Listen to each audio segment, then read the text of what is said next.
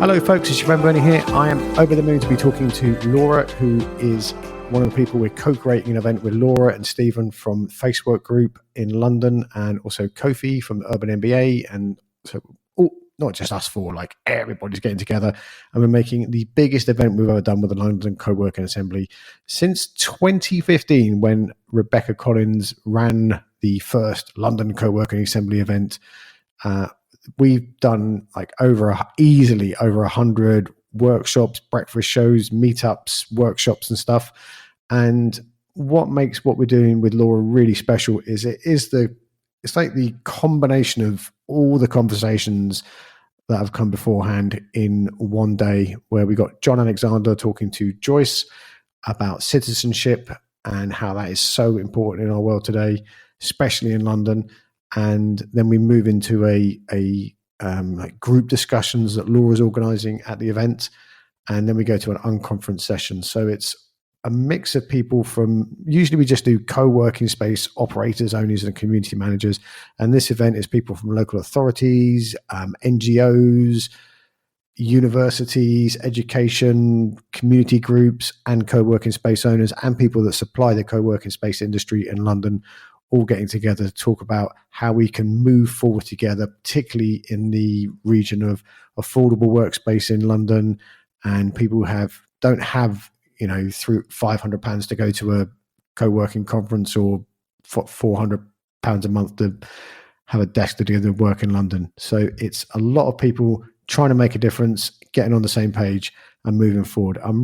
This is an amazing interview with Laura. I don't mean because I did an amazing interview, but because of, she near the end, she shares her roots and what drives her.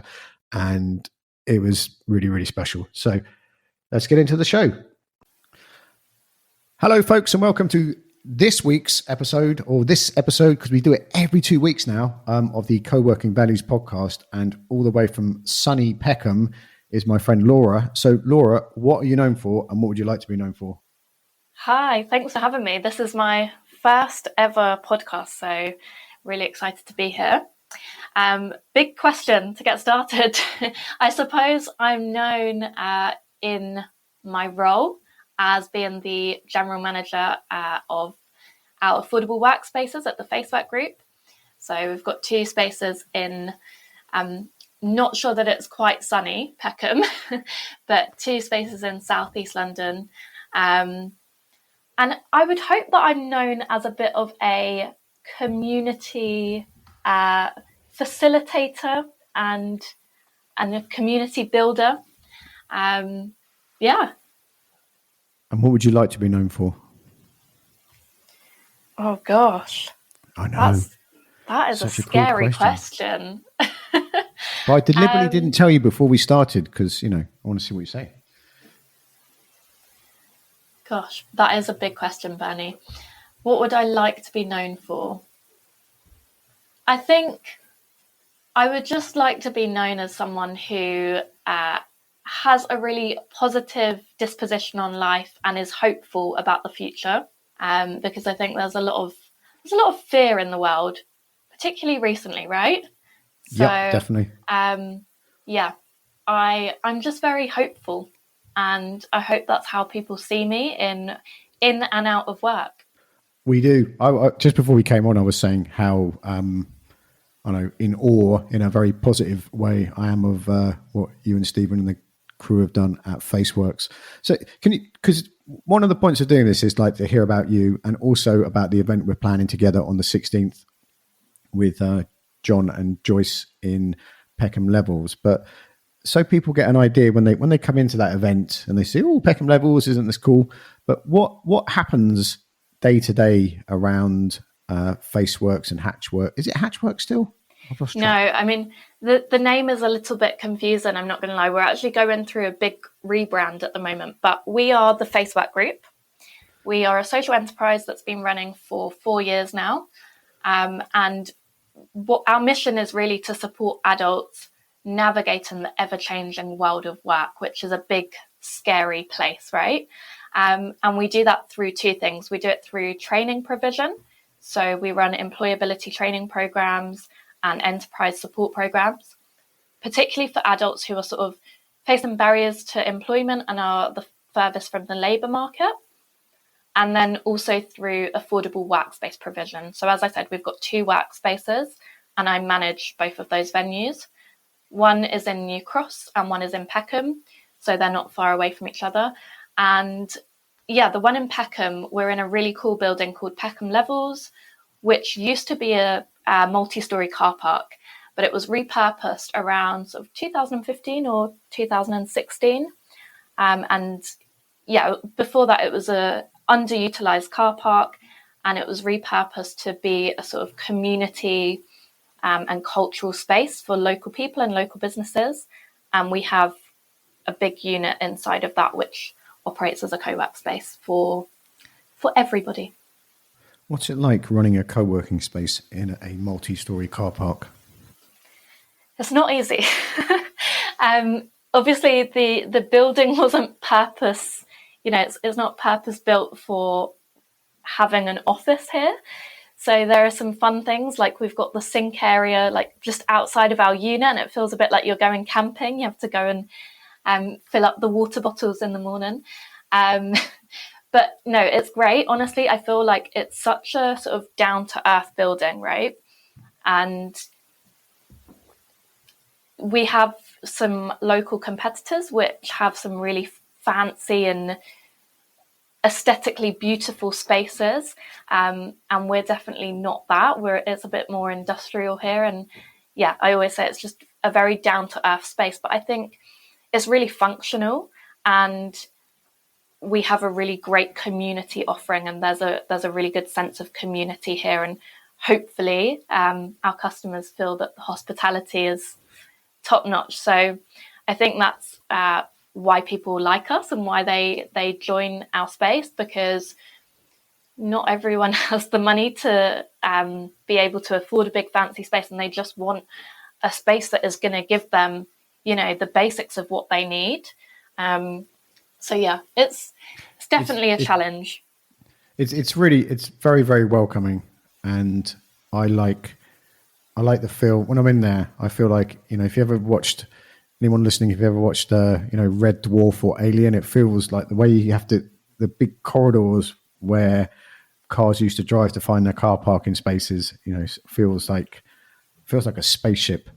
And I think you folks, it's amazing when you walk in. It feels like it's very unique, and oh my goodness, this big space. And then there's this kind of, I remember you were bringing around coffee and biscuits and stuff like that, and it felt like a big warm hug in this very industrial feeling building. What about the other building? So our other space in New Cross couldn't be more different from Peckham Levels and from our space in Peckham. It is so Hatcham House is in a Grade 2 listed building, which was formerly the Hatcham Liberal Club. It was a working men's club.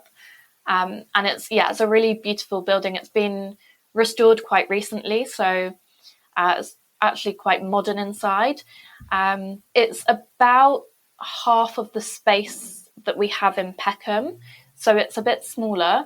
But I think everyone that walks into that space just feels, again, really welcomed. And it feels like a really cozy, lovely space. It kind of feels like a living room. It's got a sort of boutique hotel vibe to it, but without the pretentiousness. So yeah, yes, it does also have a baby grand piano. So yeah, I mean, the first time that I walked into Hatcham House, obviously I thought, wow, this is amazing, but because that's where I joined as a member. But something that did cross my mind is, because it feels quite grand, I think that could potentially be off-putting for people. Like, people might think, this isn't really a space for me. It doesn't feel like it's an affordable workspace because it is so luxurious, if you like. But I think as soon as people get to know the team behind the space, they don't feel that way at all. And can you say a bit about the projects that run there for refugees? Because that was I know that's a long running project and really well done. Yeah, thank you so much. So just to give a bit of background, as I said, that was our Hatcham House in New Cross was our first co-working space. That's the one that opened in January 2020. And it was just used as a co-working space, although we did rent it out in the evenings and on weekends for events. But Facework training, we hadn't really developed at that time. We had developed some international projects, but we weren't doing very much in the UK. And then because of the area that it's in a very residential area, footfall was quite difficult. I mean, in the first couple of years after we'd come out of lockdowns and everything, it took off and it did really well, to the point where when we were offered a second space, it made sense for us to take on additional space. But then being such a small team, it was really challenging, and running two venues, especially when we really wanted to build that sense of community. And I think something that we value really highly is the level of hospitality that we give, and that's just hard to do if there's only like two of you and you've got two spaces. So we then, as Facework training was continuing to develop and grow, it made sense for us to flip the usage of that space and for it to just become our full-time training and events venue. So we now use it mostly for Facework training programs and activities to take place. And yeah, in answer to your question, that's really taken off in the last year. So Steve and Helena and Miriam from our team are responsible for running those programs. In the last year, we've worked with, over 100 refugees who are living in local boroughs, so across Lewisham and Southwark boroughs, helping them with support and access to jobs, employability training. We've also run an enterprise support program called Changemakers, which used to be run by Lewisham Homes, but we were commissioned to take over running that program. And that's really about supporting social entrepreneurs living in the Lewisham Borough to help grow their businesses. So yeah, there's been lots going on in the last year. So because you worked in events and stuff, and going from working in events to meeting this broad range of people that you've encountered in the last few years, what's that been like for you? I mean, I've always worked in like hospitality and events, in quite like, so when I've worked in events, it's always been internally for a venue. I've not worked for an agency. So I've been the person, liaising with the client who is hosting the event in the space. And it's always been for a hospitality venue. So it's always been for a restaurant or a bar space. So I've always had those like very sort of customer facing roles where I've met lots of different people. And I think that's what I love. I love meeting people. I love talking to new people. So it hasn't been that different in that sense, but I think co-working has allowed me to do that on a bigger scale, and especially meeting people that do very different jobs, which is something that I love about working in a co-work space.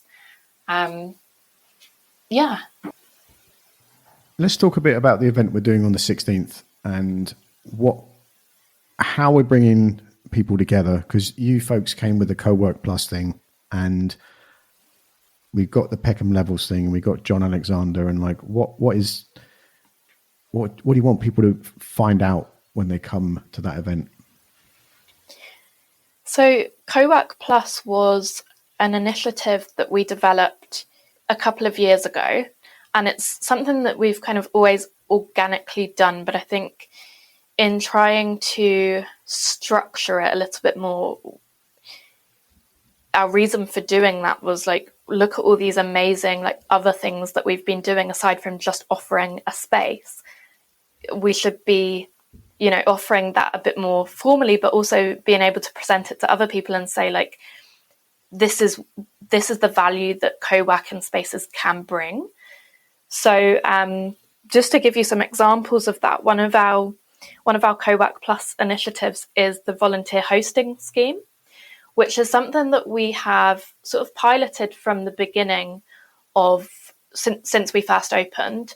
And it's basically for members that can't afford to access the space as much as they'd like to, even though our ethos is centered around affordability and accessibility. So, we try to offer plans and memberships that are as accessible as possible and have a broad range of those. But there are still people that, fall through the gaps and for whatever reason just can't afford to use the space as much as they'd like to or would benefit from. But equally, there are lots of people that are really wanting to give something back. And so we developed the volunteer hosting scheme where it tackles one of our challenges, which is capacity. Being a really small team, it's really difficult to. I've almost answered my own question there. Sorry, Laura, but is that what is going on for you? I think good hospitality just shows people that you care, right? And people want to feel cared for. So we could offer a space that isn't hosted and someone just pops in every now and then to top up the coffee and the biscuits in the kitchen. And we have a cleaner come into the space, but there's not much more to it. But we feel it's really important to have a space that is hosted as much as possible. And we try to have a space that is hosted Monday to Friday, 9 to 5 in those sort of core office hours. So that there is somebody that, if a member has a question, however big or small, there's someone that they can just talk to. It's just having that human interaction and knowing that there is someone there that cares about the service that we're providing. We're not just here to, we're not a real estate company. We're not here to just sell you a desk and we don't care about anything else. We want to make sure that people feel looked after and they're happy, but also a big part of co-working is social interaction. And it's great that you can interact with other members in the space, but we're humans that are running a company and we want to be able to interact with our members too. So it's really important that we have that kind of presence in the space. So why is this so important to you? Because there's so many things I've seen you do in the short time I've known you where you're like really, give a shit about how people access access. You use that word accessibility a lot and affordable workspace. And I feel like I always feel like, and I've been part of this conversation of people running, co-working is a very privileged thing. It's like I can afford to go to another building, do my work and then come home again. And there's probably millions of people in London that would love to get into somewhere and they can't. And it's, probably somewhere between £100 and £200 a month that is the barrier for them being able to build something. And what is it that makes you, I don't want to say get up in the morning because that sounds like such a cliche podcast question, but what is it that gets you going about this? I think community, firstly, is something that has been deeply rooted in my values from a young age. So, and also like social mobility and ensuring that people from less advantaged backgrounds have access to opportunities. Because of the background that I've come from, I came from a very low income family. My mum and dad, I grew up in a self-build housing cooperative, so which was owned by a housing association, and it was for people that couldn't afford to buy a home.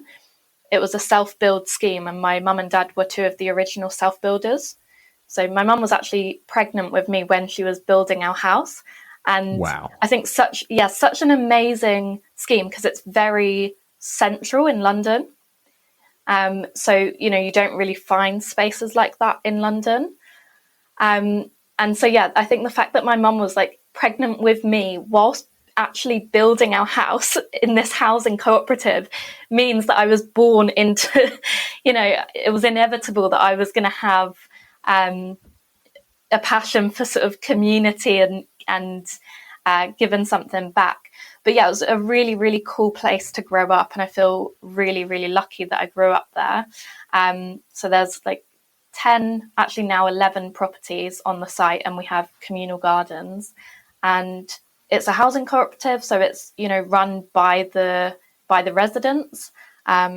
We get like little pots of funding, and then we have like quarterly meetings where we can decide what we do with that money. And yeah, I think I've just, as I said, from a young age, I've grown up in that environment, which is like centered around community. And I really hate the word community because I just feel like it's so overused now to the point where it's like kind of losing its meaning. But I guess it means something different to everyone. And for me, community is really about giving something back as much as you are receiving from that group. So, we'd all chip in to help each other. Like I know all of my neighbours really well, and I grew up with, all the kids grew up together.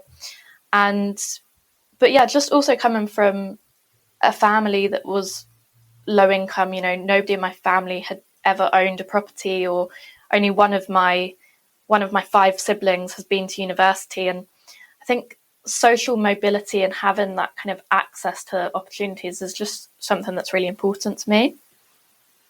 Can you like spot people when they come in who may need more of a hand, but they're not sure how? It's really hard to ask. I find it's really hard to ask for help in London, and situations I've been in my life, when I see someone, I can just say, "Oh, is that what's going on?" And they're like, "Oh yeah, man," and then you kind of know how to. I don't want to say help, but like guide them or point them in the right direction. Does that make sense? I don't want to sound like I'm saving people, but there's something you get from a lot of different experiences in life that gives you the ability to know what to do when you meet someone. Know how to see a person. Yeah, I don't think that you ever know what someone has going on in their life. Just by looking at them, you can't judge a book by their cover, and you can't tell if somebody is, in a less privileged position necessarily just by looking at them. But I think it comes from, I really understand what you're saying, and that it's like it can be difficult to ask for help. And I guess some people find that easier than others. But I think it really comes from building really strong relationships with people and building that element of trust where people feel like they can tell you, this is what I have going on, and this is something that I'm struggling with. And that's something that we just do quite naturally with our members. We always have like a sort of trial and induction period where we spend a bit of time getting to actually know our members. And, some people aren't interested. Some people just want to come and use the space to get their head down and get on with their work, and that's fine. But most people actually, they enjoy that social interaction, and they feel cared for. If you're asking those questions and you're actually taking an interest in who they are, and we are genuinely interested in who our members are. So I think once we have built those relationships and that rapport, people feel more comfortable to open up to us and say, actually, I've been really struggling with this, and then that leads to a conversation of, well, if there's a way that we can help you, we'd love to. It's such a skill to, curate, build, organize a community, to be able to have people say things like that. So we both need to hang up. So where can people find you online, Laura? You can find me on LinkedIn, Laura Agnew. Where else am I online? If you visit the Facework website, which is just face.work, you can find out loads more information about the company. But yeah, I'd love to connect with everyone on LinkedIn. And if you are local, then just come and pop in and have a coffee and come and see the space. We're in Peckham Levels in Southeast London. What's the nearest train station to Peckham Levels? Peckham Rye. So Peckham yeah, Rye. it's got See, I always transport orientate links. myself. And then we'll put links in the show notes to all of those things and the event on the 16th. And thank you very much for your time and attention today. Say goodbye, Laura. Goodbye. Thank you so much. Thank you for your time and attention listening to our podcast with Laura today. If you go to the link in the show notes as how to get in touch with Laura, how to follow the work that Stephen and her and the crew are doing at the Faceworks Group and Peckham Levels in London. Remember, if you are in London, you are more than welcome to the 16th of April and then indeed all the London Co-work and Assembly events we do. And last of all, remember, fixing everything depends on our joint efforts, our values, our strong communities, because community is the key. Please follow, share, like, whatever you want to do. Leave a review of the Co-working Values podcast because it helps our shows impact in unimaginable ways. It also helps people in the wider general public and your neighborhood understand what co-working is, how it can help their local community, and how it can help them benefit in building their careers, their projects, and their own work. Thank you very much. Be careful out there. It is a jungle.